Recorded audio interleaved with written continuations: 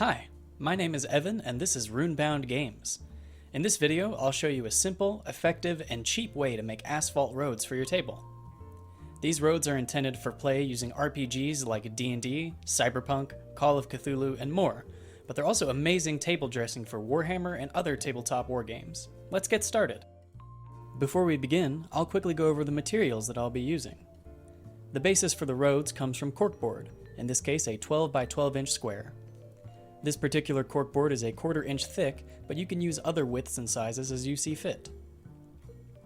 These roads will feature small sidewalks on either side, about 2 inches wide. These are made using vinyl corkboard sheets with an adhesive back. These are the two primary materials, but you'll also need a few other things, some of which you probably already have.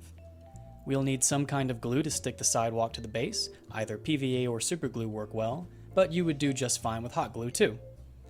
Additionally, you'll need black primer and both gray and yellow paint.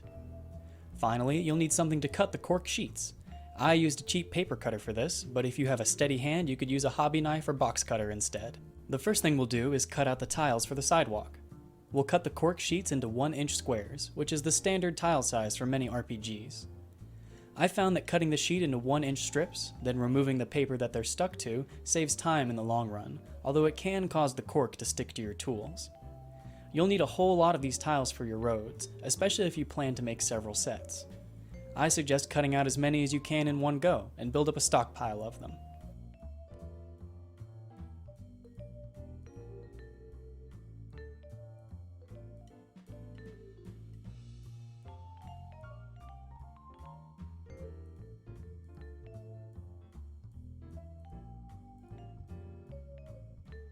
Because we used a blade to cut across the cork's rough material, you may find that there are some jagged edges on your tiles. We can use this to our advantage by pulling some of these bits off. This will give our sidewalks a weathered, well-used look, implying that they aren't taken care of.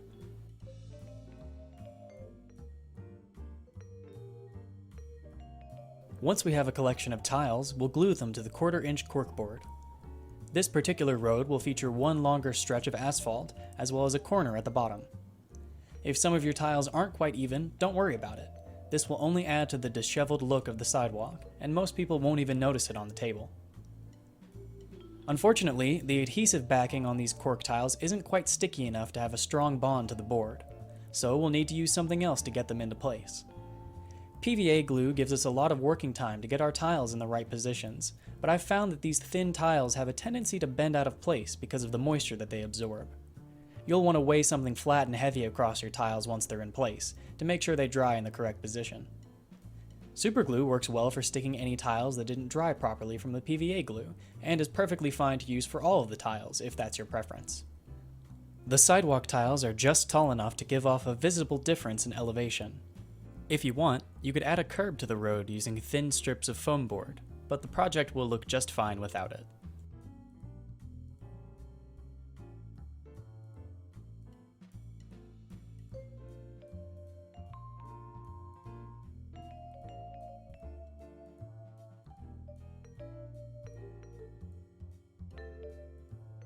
Once they're all dried in place, we can use a rattle can of black spray paint over the entire board.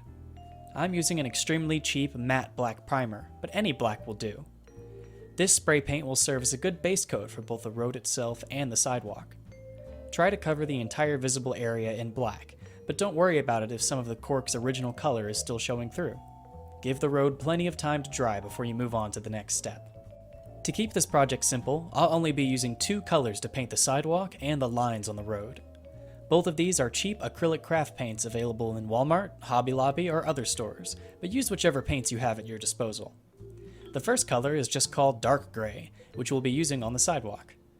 With a decently sized brush, we'll paint an unthinned layer across the entire sidewalk, trying to avoid getting any on the road itself. If you make a mistake, you can always clean up with the black paint, or just leave it as is. With this paint, I used 2 base coats across all of the sidewalks, trying to keep the black spray showing between the tiles. If you want to add a bit more detail, you can use a brown wash on the sidewalk, either in between each tile or across the entire area. This will add a warm tone to the project, as well as the appearance of dirt buildup.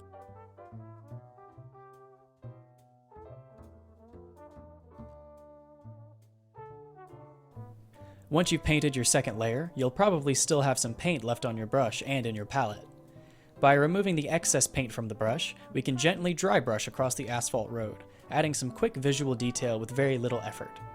I tried to move the brush in the direction I imagined cars and other vehicles would be moving across the road. By the time you finish with this, the sidewalk tiles will be dry. We can use a bit more of our gray paint to stipple on some extra color to the center of each tile. Don't worry about being precise with this, as moving the brush in random ways will make the sidewalk seem more natural. The optional brown wash I mentioned before can be applied earlier or after finishing this last layer of gray. Doing it earlier will give a more subtle effect, and doing it now will make it more visible. Experiment with it and see what you like the best. If you have access to a green wash or just thinned down green paint, that would also look really cool. The final step is the most difficult. In order to paint the lines in the road, we'll be using masking tape. By applying masking tape in 2 lines, with about a 1/4 inch width left between them, we can use our second paint, Sunbeam, to color in the gaps without worrying too much about precision. A ruler helps with this process, but if you're not too worried about neatness, you can always eyeball it. I use the masking tape to have a straight, solid line across the middle of the board, leaving 4 inches on either side. Then I alternated strips of tape at a width of 1 inch in order to put dashes in between lanes.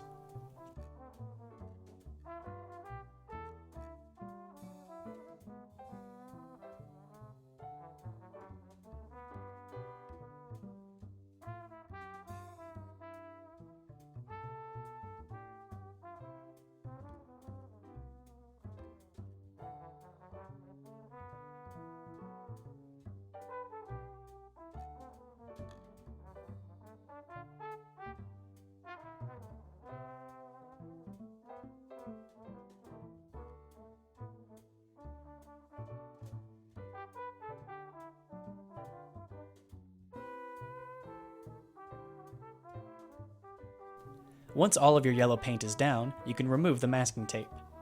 You may find that some of the paint has bled through the sides, but that's alright. You can always use black paint and a steady hand to tidy things up.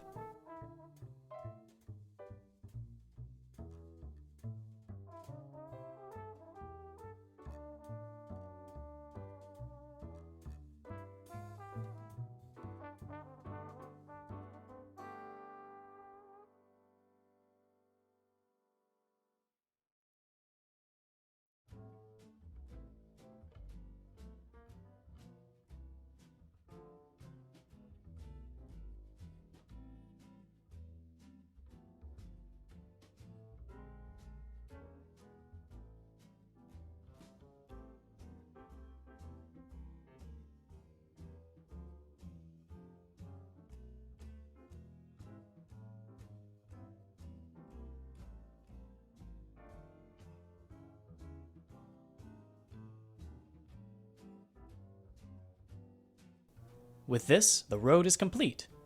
The sidewalks are easy to use for quick 5-foot increments, and since we know that our lanes are all 2 inches apart, it isn't too difficult to make movements across the road either. If you're worried about durability, you can always give your road a coat of watered-down PVA glue, Mod Podge, or spray varnish.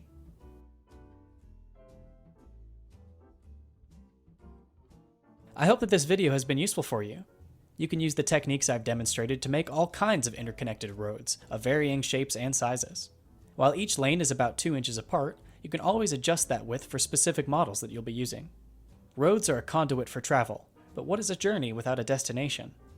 In the next video, I'll show you how to paint MDF buildings and terrain so that you can line your roads with places to explore or take cover behind.